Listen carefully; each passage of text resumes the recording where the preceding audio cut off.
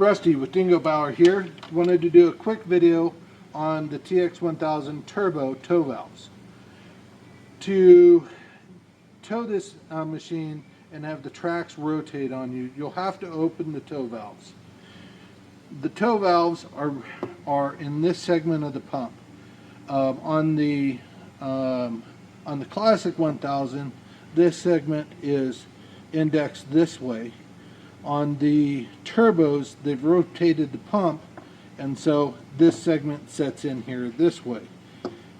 These are the two lines that run to your drive motor, and in between there's this bolt that you have to rotate one revolution to back off, so hydraulic fluid will flow in between these two lines, and then you can tow it somewhat easily.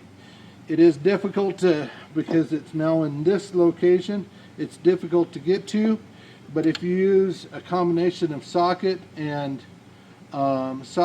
extension that's about 5 to 6 inches, you can get in there and back them off.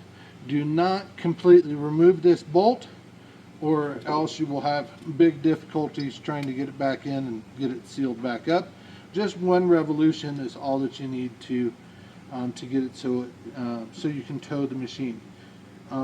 Make sure, which I always forget because it's usually days later, make sure you close that tow valve when you go to run the machine after you finish your repair.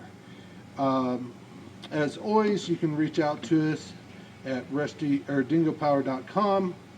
We have a full line of Toro Dingo parts on our website, and feel free to give us a call with any questions. Thank you.